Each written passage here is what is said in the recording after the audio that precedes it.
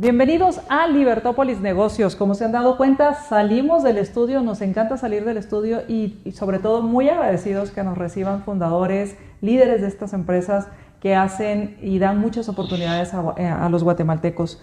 Y hoy estamos en las oficinas del doctor Francisco Arredondo, con quien vamos a platicar acerca de su historia, vamos a platicar acerca de Bremen, vamos a platicar de cómo surge toda esta empresa y todas estas oportunidades que se han dado, y pues qué mejor que platicar con su fundador y su líder. Muchas gracias por recibirnos, doctor. Bueno, bienvenidos a ustedes, muchas gracias por cruzar la ciudad con este tráfico que actualmente está más complicado por la época navideña, pero es un gusto verdaderamente tenerlos acá. Muchísimas gracias, doctor. Y usted, de su profesión es médico. ¿Cómo fue que surge la idea de ser médico? ¿Su familia, habían doctores o usted es el primero en la familia? Pues no, la verdad es de que en la familia había un médico que era muy reconocido en Guatemala y era muy querido porque era el doctor Faustino González Sierra. Y el doctor González Sierra era de aquellos médicos tradicionales de antes que hacían visitas a domicilio. Vivíamos todos en la zona 1 y era muy común ver al doctor González ir todos los días con su maletincito, con su traje muy bien vestido, caminando a ver a la consulta de los pacientes. Entonces era muy inspirador, era muy motivador. El hijo de él es un médico también que se dedicó a esta noble carrera.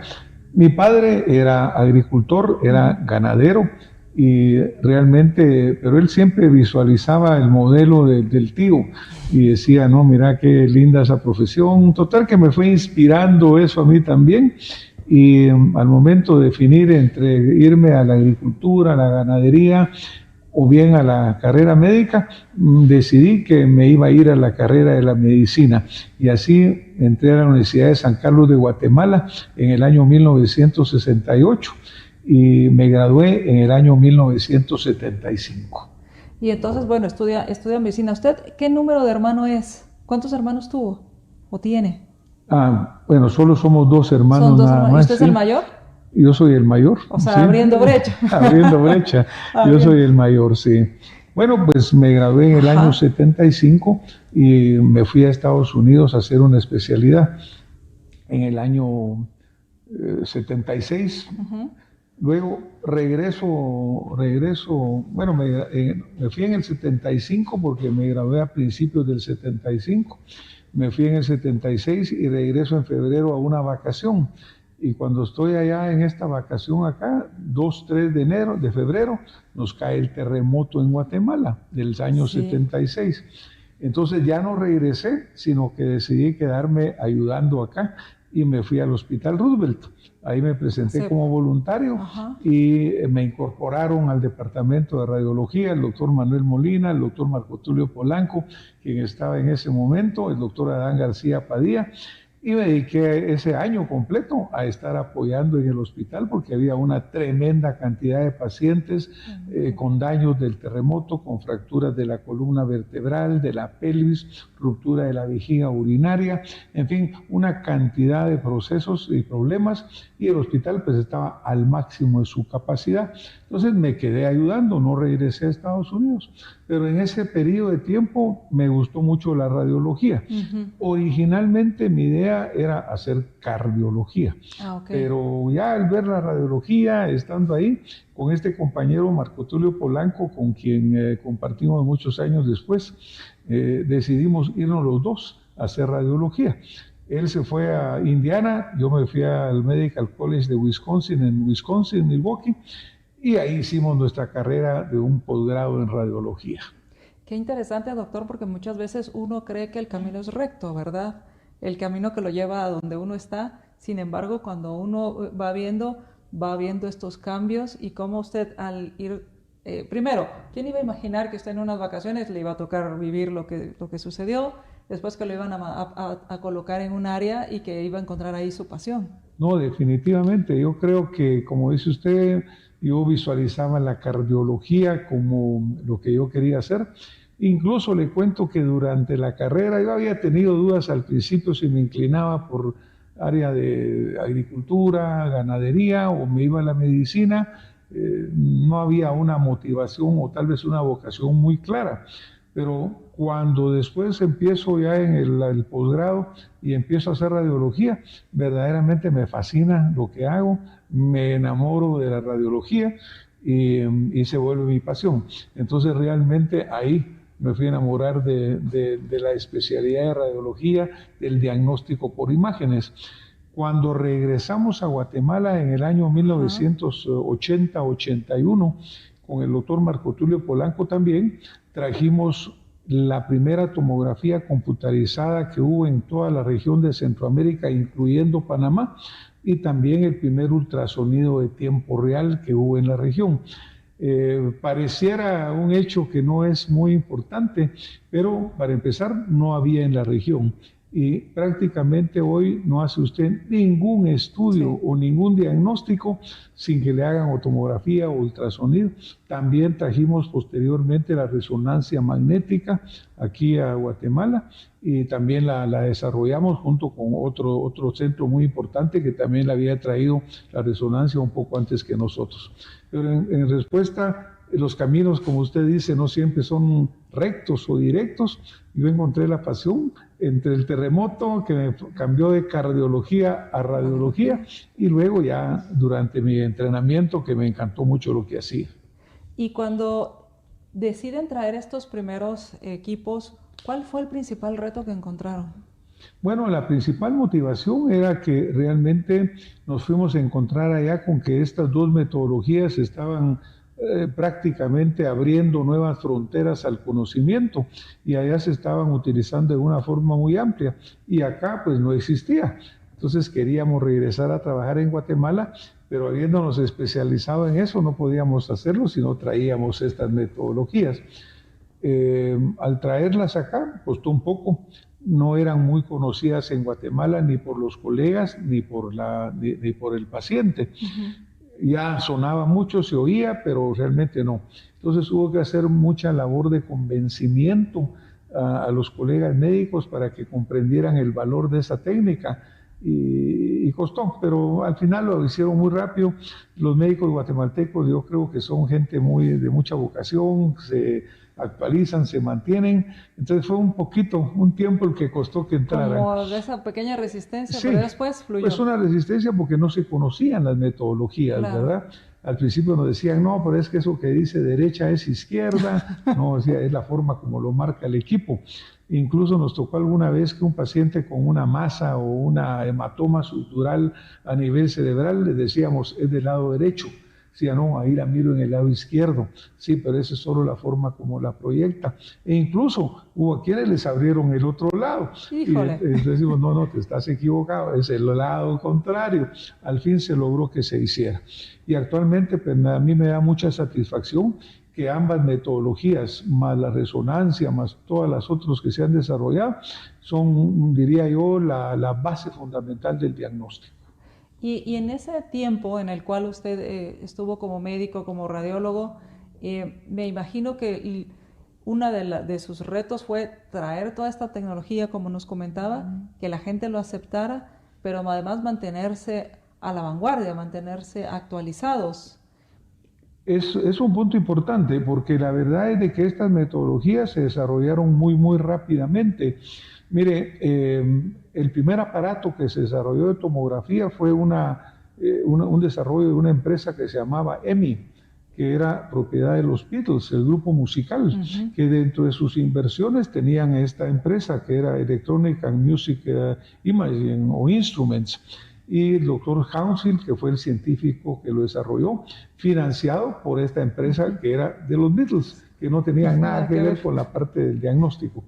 Cuando llego a la Universidad de Wisconsin, el Medical College de Wisconsin, ahí era uno de los 12 lugares de Estados Unidos que tenían ese aparato como prototipo. Desde el mes siguiente al que yo llegué, ya le estaban haciendo mejorías, ya le estaban haciendo actualizaciones, y eso ha sido la constante en estas metodologías. De las imágenes que yo me fui a encontrar en el año 76, 77, cuando llegué a lo que hoy hay un mundo de diferencia. Son muchas mejores imágenes, mucha mejor definición, menor radiación, es decir, los cambios fueron constantes. Solo nosotros en nuestro tiempo de práctica cambiamos como 3 o 4 veces los equipos que teníamos para irnos manteniendo actualizados, tanto en la tomografía como en el ultrasonido. ¿Y alguna vez pensó en quedarse? Porque a veces no sé si surge esa tentación de decir, ya me estoy haciendo un nombre en esta universidad. Pues no, mire, la verdad que yo tuve una época muy agradable allá, el ambiente era muy académico en el Medical College de Wisconsin, me llevé muy bien con los profesores, con mis compañeros, pero yo soy realmente chapín de corazón y decidí nunca, en ningún momento yo pensé que me iba a quedar allá. Probablemente toda mi familia, mi esposa, mi mamá, todos pensábamos que nos íbamos a quedar allá. Allá nacieron mis hijos también, pero en ningún momento yo lo tenía. Cuando de repente, pues después de 5 años y medio, era tiempo de regresar, voy con el jefe del departamento y le digo, mire, me regreso a Guatemala en junio. Me dice, pero ¿estás loco o qué? Aquí está tu contrato, aquí lo tenemos ya firmado, aquí lo tenemos ya todo. Le dije que no, que yo en ningún momento había pensado en quedarme porque yo quería regresar acá. Así que no, nunca lo consideré. Y aquí, una anécdota rápida, imagínense que cuando regreso rápidamente sucede la quema de la Embajada de España. Wow. Y en ese momento yo estaba en San Francisco, California, en un congreso de actualización, y ahí estaba mi jefe. Mi jefe aparece y me dice, mira lo que está pasando en Guatemala. Me dice, tú estás loco si quieres regresar.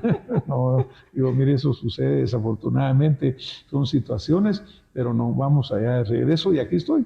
Ya 30 y pico de años después, aquí estamos en Guatemala muy a gusto. Y en esta práctica que usted tuvo, me comentaba que logró presidir varias organizaciones importantes en el tema de radiología. Bueno, tuve la oportunidad de ser presidente de la Sociedad de Radiología de Guatemala. Luego me eligieron presidente del Colegio Interamericano de Radiología, que es una sociedad que agrupa a todos los radiólogos desde Canadá hasta Chile. Incluye la radiología de España y de Portugal. Y luego de ahí fui electo presidente de la Sociedad Internacional de Radiología, que es la sociedad mundial, que está constituida por los grupos radiológicos de los 5 continentes. Y pues ahí tuve el honor de que me eligieran para presidir.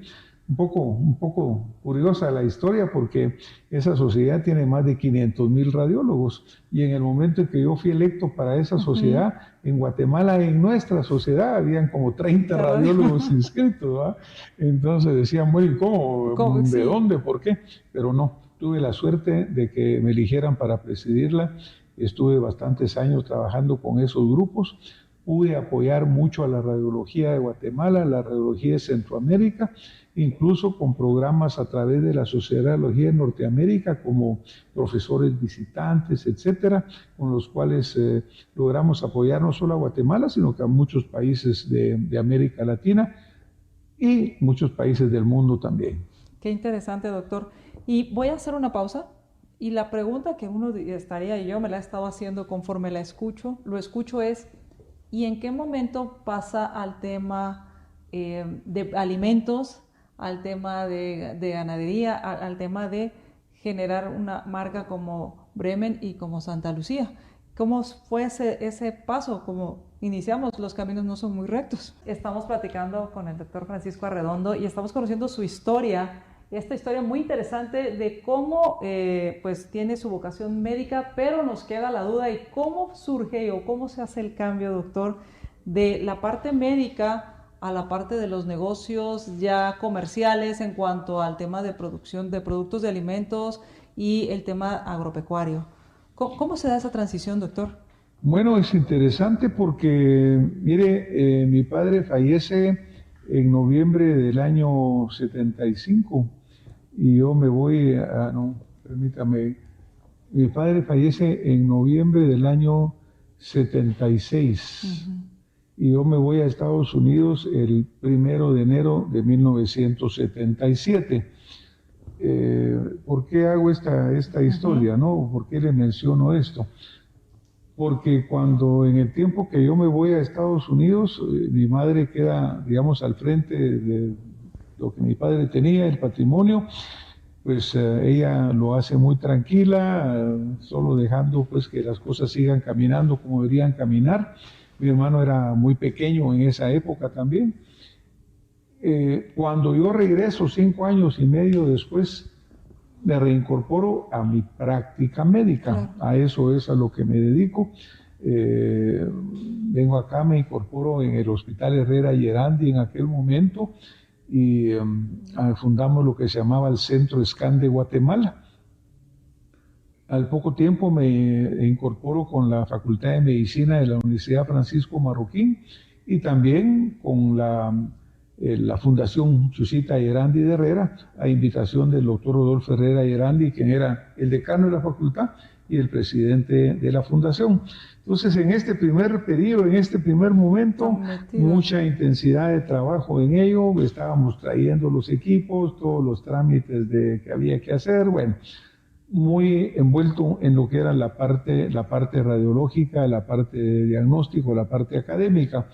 Pero en un momento determinado, un año, diría yo, 82, 83 aproximadamente, mi padre, él había sido básicamente un agricultor, un ganadero sobre todo, pero en medio de su vida había hecho inversiones en algunas empresas que tenían que ver con la agroindustria.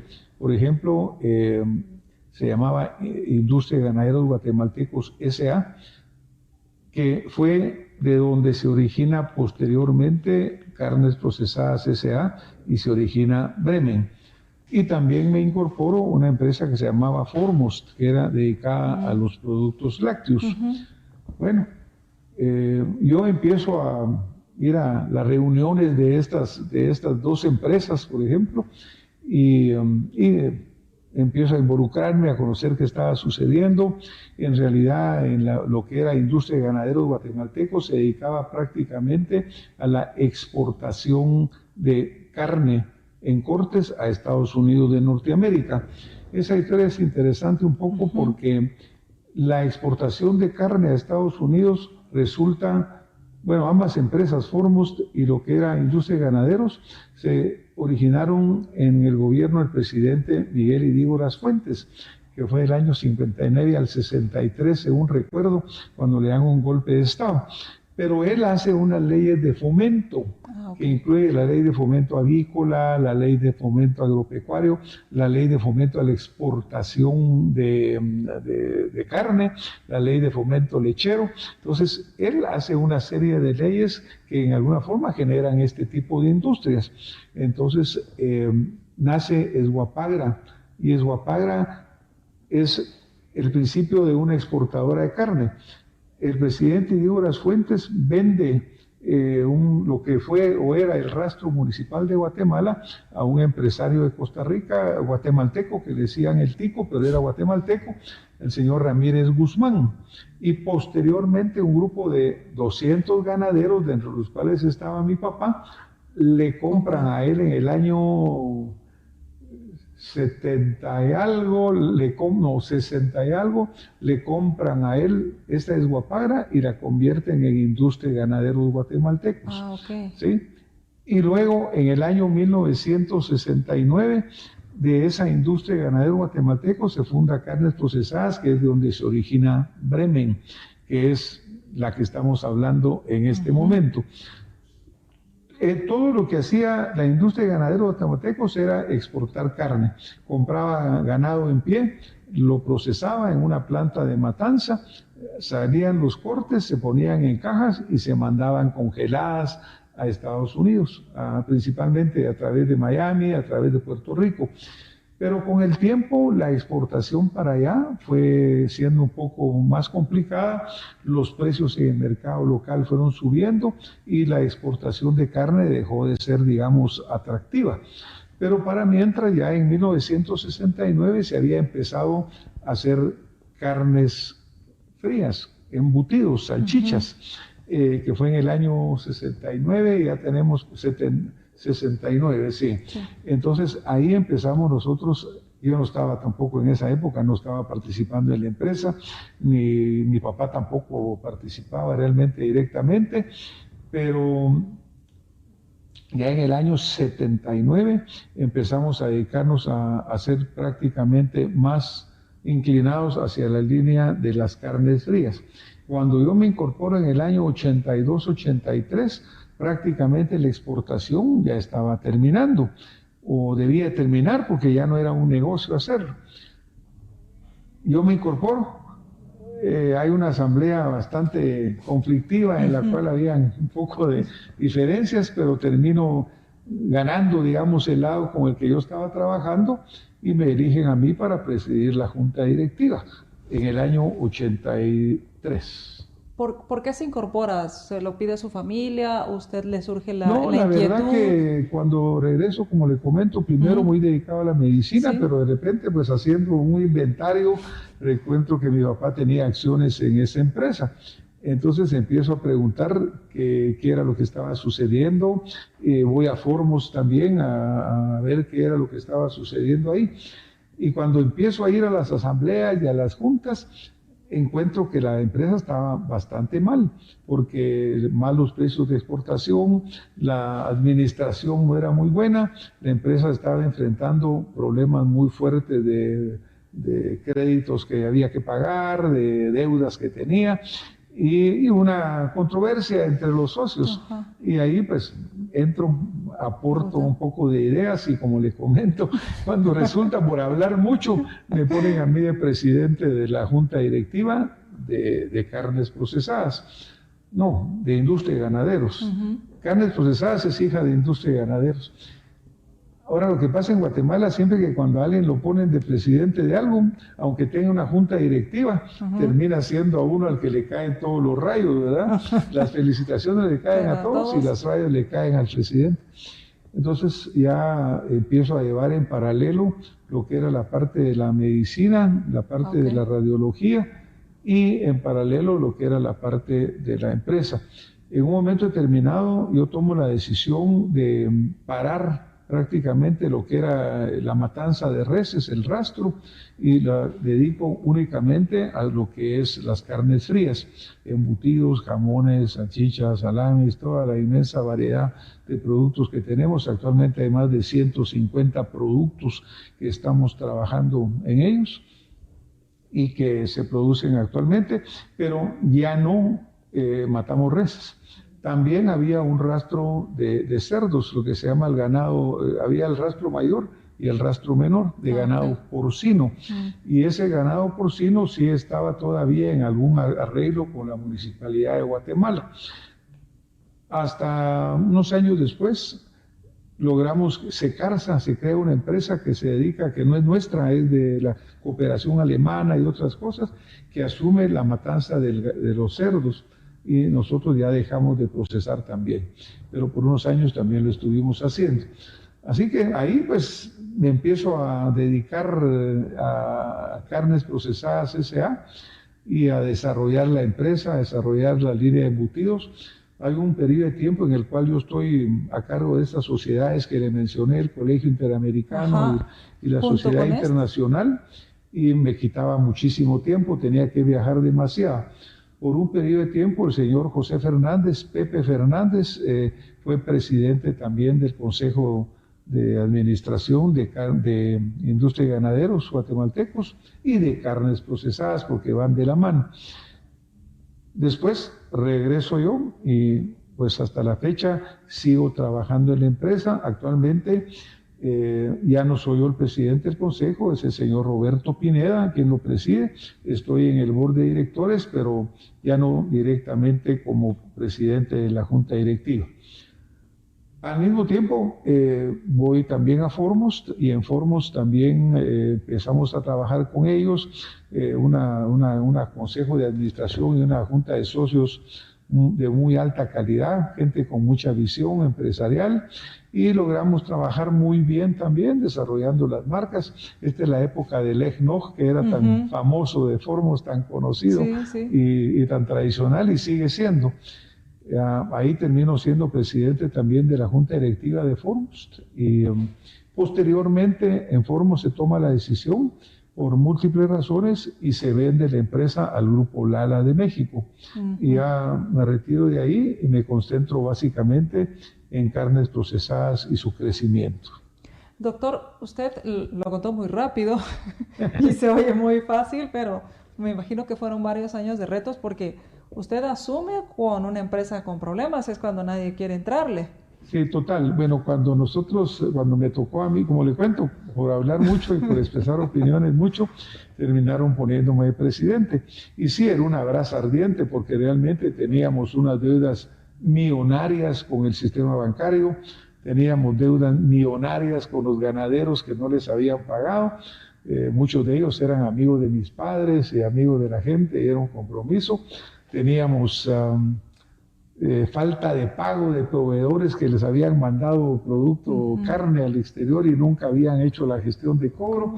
Así que sí, fueron unos años bastante complicados, bastante duros, pero mire, es una empresa noble, una empresa muy generosa y logramos ir saliendo adelante. ¿Qué le diría usted a alguien que está en las mismas circunstancias donde ahorita que está a fin de año hay que pagar varias cosas, aguinaldos, planillas, impuestos? ¿Cuál sería el consejo para personas que están pasando por problemas en su empresa? Bueno, yo creo que lo primero que todos tenemos que hacer, sea el área en que estamos, es que tenemos que conocer nuestra empresa. Yo en realidad conocí a la empresa no desde su origen, en el sentido de que yo crecí en una finca de ganado y de leche, ahí crecí. Luego estudié en Guatemala, íbamos a la finca, pero no era agroindustria. Posteriormente me dedico a estudiar medicina y es hasta que regreso a Guatemala ya con mi especialidad en radiología. Y cuando me cae la presión de que tengo que ver cómo le pago a toda esta gente por estar por hablador, entonces empezamos a conocer la empresa y meterse profundamente uno en saber cómo son los procesos, qué es lo que buscamos hacer. Y toda empresa, por ejemplo, nosotros somos de alimentos, entonces tenemos que tener muy claro que nuestro fin principal es llevarle al guatemalteco, al hondureño, en Costa Rica, estamos en toda Centroamérica actualmente, y llevarle un producto de calidad, un producto que puedan comer mis hijos, que puedan comer mis nietos, que puedan comer todo el mundo, con inocuidad, con calidad. Entonces yo creo que eso es fundamental, que conozcamos el negocio, que tengamos los pies en la tierra, porque muchas veces se pierde uno de la realidad y empieza a hacer planes muy grandes. Yo creo que no. Tenemos que ajustarnos a la realidad de la demanda, a la realidad de la situación nacional. Hay cambios, nos ha tocado vivir épocas muy duras. Esa fue muy dura por la parte financiera, por la parte administrativa. Pero nos ha tocado vivir la época del COVID, por ejemplo, que fue una época sumamente complicada porque muchos de los muchachos trabajadores se enfermaban y bueno, complicadísimo.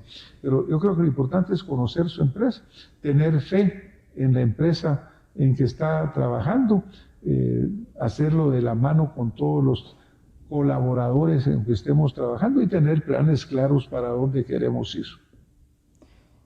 Y me imagino, doctor, es que no me lo imagino, pues solo lo veo y lo visualizo, es que usted llega ya a su oficina de la empresa de industrias y ganaderos y me imagino que le ponen problemas aquí, problemas acá y empezar, ¿verdad? Bueno, sí, definitivamente todas las empresas, todas las personas, todos enfrentamos una enorme cantidad de problemas todos los días. Mientras las empresas crecen más, obviamente se vuelven más complejas, ¿no? Porque empiezan a haber problemas de todo tipo. Pero también tenemos un equipo gerencial que es de mucha calidad, de mucha capacidad y que nos apoyan en todo lo que estamos haciendo. Ya prácticamente sería imposible para nosotros poder seguir dirigiendo una empresa solo sin tener un recurso humano de calidad, porque es lo más importante. Usted puede tener equipos, usted puede tener máquinas, usted puede tener lo que sea, pero debe tener el ser humano que sea capaz de manejarlo y de usarlo correctamente.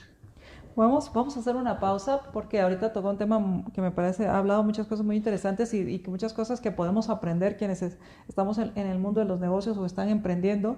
Y uno de los temas que me gustaría platicar con usted es el equipo, las personas. Y son dos temas. Uno, ¿cómo logra encontrar esa pasión? Porque usted traía una pasión de la radiología. ¿Qué le aportó esta pasión a la empresa? Que usted dice, porque yo soy de formación médico, me ayudó muchísimo a la hora de enfrentar los retos que me venían como empresario en la industria alimenticia.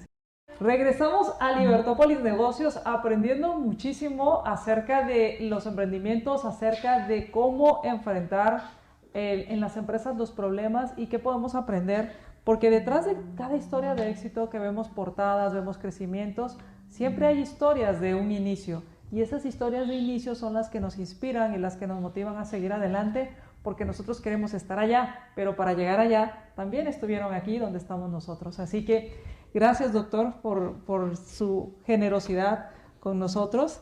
Y le hacía la pregunta de qué fue lo que usted considera que le aportó ser médico ahora a esta etapa de empresario.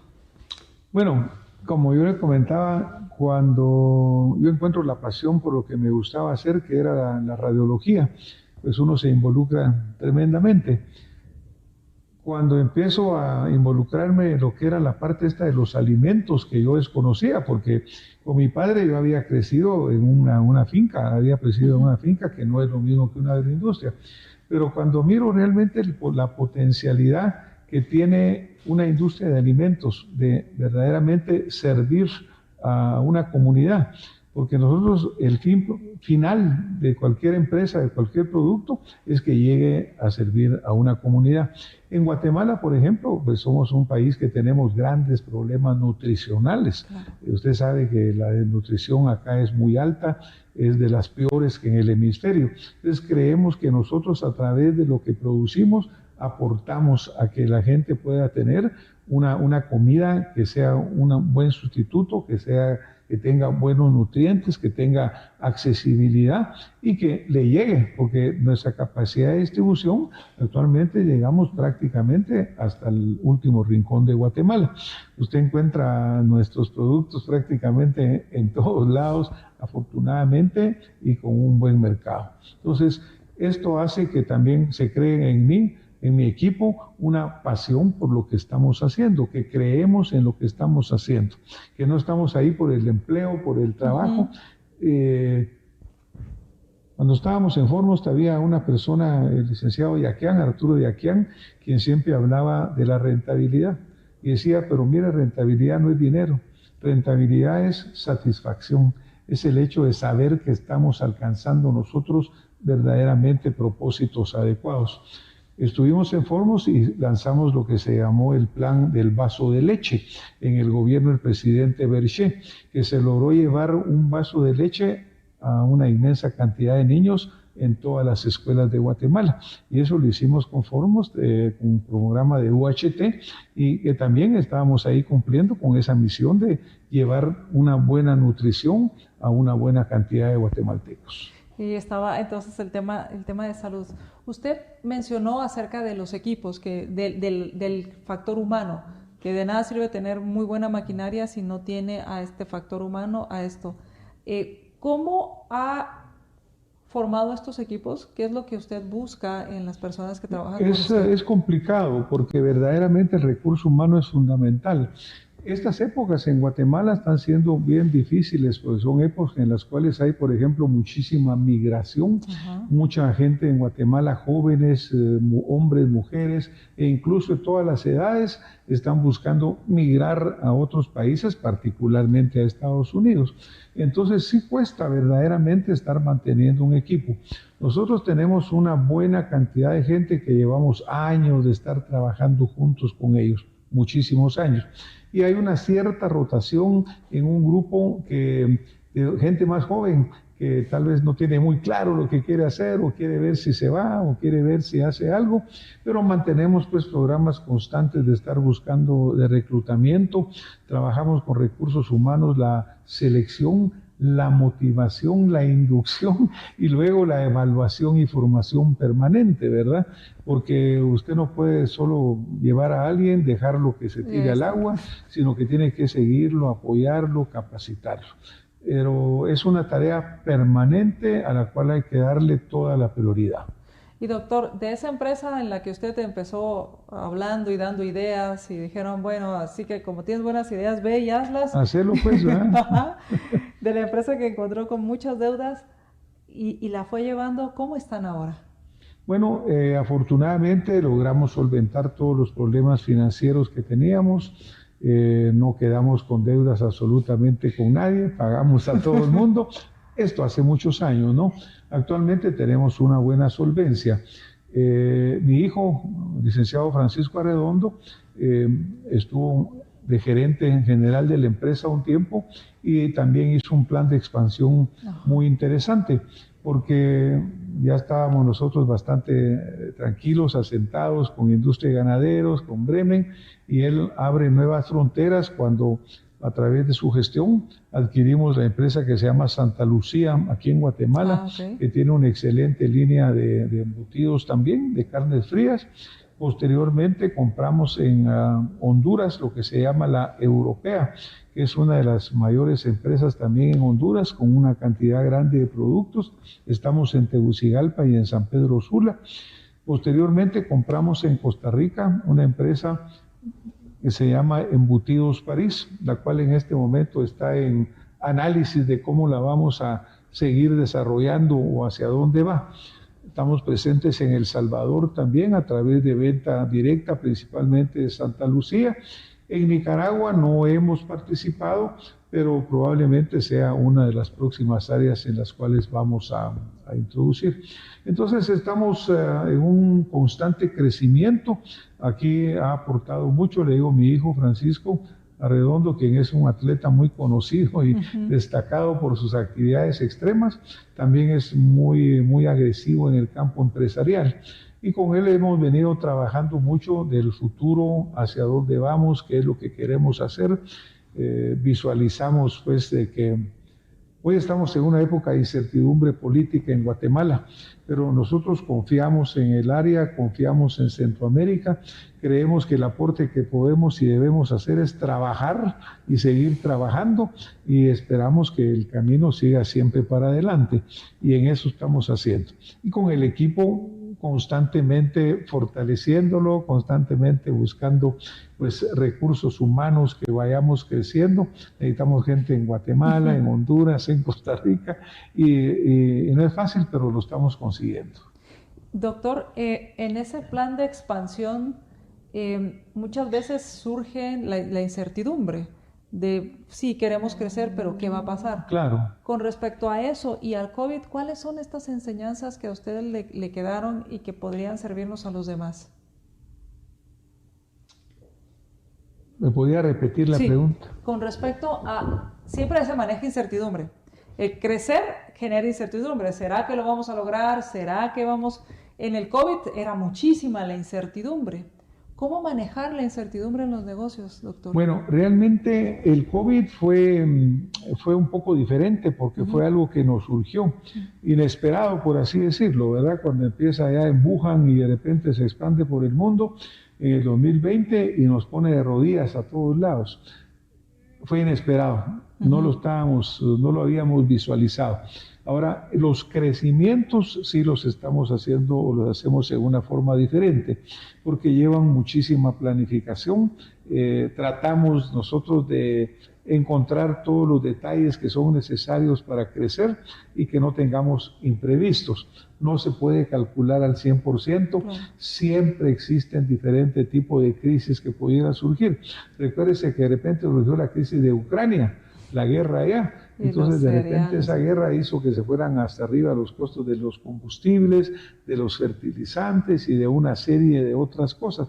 Entonces constantemente en la vida estamos encontrando nosotros causas que nos pueden causar incertidumbre. Pero la planificación trata en lo más posible de cubrir todo esto. Yo creo totalmente en planificar. Yo creo que no debemos lanzarnos a ciegas, sino que verdaderamente hay que hacer hasta el último numerito, hacer hasta el último cálculo, y ya que tiene usted todos los números y todos los cálculos, entonces hay que tomar el valor de tomar la decisión, porque hay veces que los números le dicen no sale, y tal vez lo que hace que salga es tirarse, y empujar, enfrentarlo, tener el coraje de lanzarse y salir adelante. Una vez un amigo me preguntaba cuál era el secreto del éxito. Le digo, mira, yo no lo sé, porque no sé si yo tengo éxito o no, pero lo que yo sí sé es que trabajo duro es lo que necesitamos. Un trabajo duro, permanente, inteligente, ¿verdad? Nadie que no trabaje va a lograr tener éxito, no le va a caer del cielo. Claro. Todos los grandes empresarios están relacionados con trabajo constante, duro y bien planificado. Claro, un trabajo, diríamos, constante, duro, inteligente. Inteligente, planificarlo bien, tratar de prever todas las emergencias que pudieran, todas las inconvenientes que pudieran surgir, lo cual no siempre es factible. Doctor, ¿cuál le gustaría que fuera su legado? ¿Qué le gustaría dejar a las generaciones que vienen detrás de usted? Bueno, yo creo que lo que más quisiéramos dejar todos es un legado de que se pueden hacer las cosas, de que se puede crecer. Yo desconocía totalmente el área de los alimentos y solo lo sabía consumir, y sin embargo hemos logrado desarrollar. Obviamente en algún momento nunca pensé que iba a ser médico y logramos ser los primeros pioneros en traer las tecnologías más avanzadas a Guatemala. Entonces, yo creo que tenemos que dejar como legado el hecho de que tengamos confianza en nuestra capacidad, de que podemos hacer las cosas, pero que tampoco esperemos que las cosas lleguen solitas, que nos preparemos, que estudiemos, que trabajemos, que tengamos convicción, y que una vez que estemos trabajando no lo miremos como una obligación. Yo no vivo para comer, sino que al revés, hay que vivir verdaderamente, y que el trabajo no sea una obligación, sino que sea una pasión, que lo que hagamos nos guste hacerlo, nos encante, y si no nos encanta busquemos otra cosa, pero no nos hagamos rutinarios, no nos sintamos obligados, no nos levantemos toda la mañana, Dios mío, tengo que ir a trabajar y ahora ¿qué hago? ¿Qué obligación y qué es un castigo? No. Amemos lo que hagamos, no importa el campo al que nos dediquemos, pongámosle pasión, pongámosle gana. Y yo creo que con eso, con dedicación, con disciplina, con un objetivo claro y sobre todo teniendo pasión por lo que hacemos, todos tenemos la capacidad de salir adelante. ¿Y el legado que deja usted para Bremen, para Santa Lucía, hacia dónde le gustaría verla? Bueno, queremos seguir creciendo, obviamente hay cada día mercados más grandes. Hemos visualizado, por ejemplo, inicialmente el sur de México también, que es un área en alguna forma similar a nosotros. Eran del Reino de Guatemala originalmente, todo lo que era Chiapas, Socorusco, Tabasco, pertenecían al Reino de Guatemala. Obviamente también el mercado norteamericano, incluyendo el mercado nostálgico. Mire, pues yo tengo muchos amigos allá en Estados Unidos. Mi familia es originaria de Tacisco, Santa Rosa, y muchísimos tacistecos amigos míos de la infancia están por allá. Y siempre me dicen, vos, ¿y cuándo vamos a tener Bremen aquí en Estados Unidos? ¿Verdad? Porque extrañan las mixtas, extrañan los chucos, extrañan el Bremen. Así que allá también hay visión de que podemos crecer mundialmente. En esta época de globalización creo que no hay fronteras, la única frontera es nuestra capacidad de ejecutar y de hacer las cosas. Pues muchísimas gracias, doctor, y lo que visualizo es cómo usted le ha impregnado a las empresas que usted ha tenido el de crecer, esto me parece como una característica común, porque cuando usted llega aquí a Guatemala hace crecer el campo de la radiología, y cuando usted llega a estas empresas las hace crecer, y esperamos que siga aportando tanto a Guatemala. Muchísimas Pues gracias. muchísimas gracias a ustedes por esta oportunidad de poder dirigirme hacia audiencia y pues sí, compartamos, sigamos adelante, trabajemos muy duro por Guatemala. Guatemala merece todo nuestro esfuerzo. Muchísimas gracias. Y gracias a todos ustedes. Compartan esta información. Si en este momento, pues es un momento muy, muy apropiado en que se están haciendo planificaciones, se están viendo qué sigue para los siguientes periodos y piensen en crecer. ¿Por qué no? Se puede. Confíen, trabajen, capacítense y se puede crecer. Nos escuchamos en nuestra próxima emisión de Libertópolis Negocios.